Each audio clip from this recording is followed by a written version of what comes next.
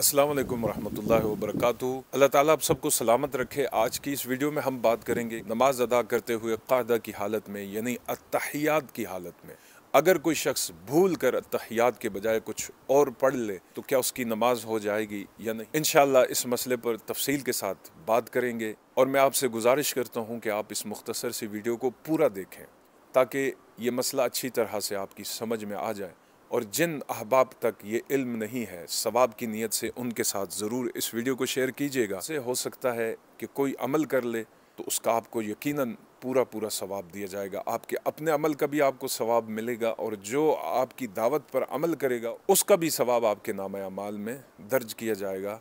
अल्लाह कबूल और मंजूर फरमाए। देखिए, नमाज के फ़राइज़ और वाजिबात का इल्म हासिल करना बहुत ज़रूरी है।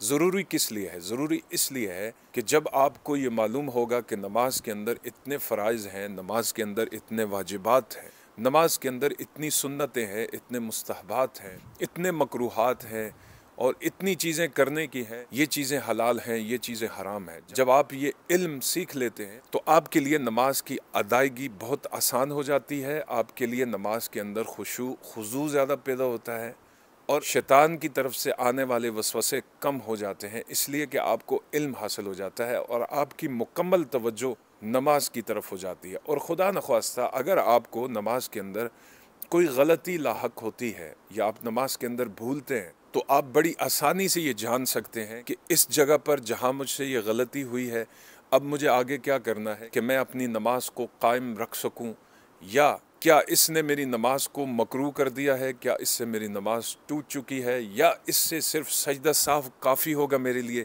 कि मैं सजदा साफ करके अपनी नमाज को मुकम्मल कर लूँ। तो ये बहुत आसान हो जाता है आपके लिए। ठीक है जी। तो इससे आप न सिर्फ अपनी नमाज को दुरुस्त कर सकते हैं बल्कि आप दूसरों की भी रहनुमाई कर सकते हैं। तो रहनुमाई करने का भी आपको सवाब मिलेगा, आपको अपनी नमाज की इस्लाह का भी सवाब मिलेगा। ये छोटी छोटी चीज़ें हमें ज़रूर सीखनी चाहिए। बसा औक़ात इन पर ध्यान न देने की वजह से ये चीज़ें जहन से निकल जाती हैं। इनको हमेशा अपनी मेमोरी इनको हमेशा अपने मुताले में रखना चाहिए, इनको हमेशा दोहराते रहना चाहिए। इन चीज़ों का मुताला करने से या इनको दोहराने से फ़ायदा क्या होता है? फ़ायदा ये होता है वो चीज़ें आपकी यादाश्त में, आपकी मेमोरी में महफूज रहती है। अल्लाह ताला हमें इस पर इस्तकामत नसीब फरमाए और अल्लाह रब्बुल इज़्ज़त राज़ी हो।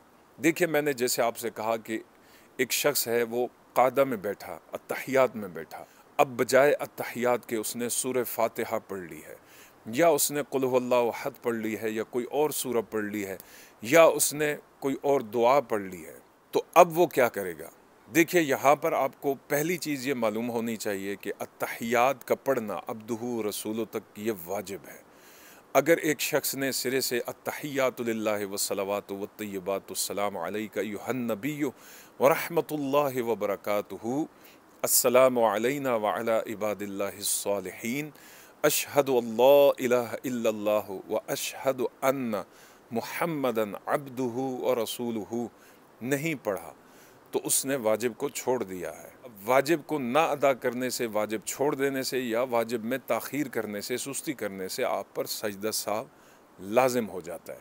और अगर आप सजदा साव नहीं करते तो आपकी नमाज मुकम्मल नहीं होती, आपको नमाज दोबारा से पढ़नी पड़ती है। जब आप सजदा साव कर लेते हैं उससे यूँ कह लें कि आपकी नमाज रिपेयर हो जाती है, आपकी नमाज मुकम्मल हो जाती है, दोबारा से आपको पढ़ने की ज़रूरत नहीं होती। लिहाजा ये जो मैंने आपको बताई है गलती, इस गलती की सूरत में आपको सजदा साफ करना लाजिम होगा। अल्लाह ताला हमें अमल की तौफीक अता फरमाए और इस साई को अपनी बारगाह में कबूल और मंजूर फरमाए और आखिरत के लिए तोशे निजात बनाए। वस्सलामु अलैकुम रहमतुल्लाहि ताला व बरकातुहू।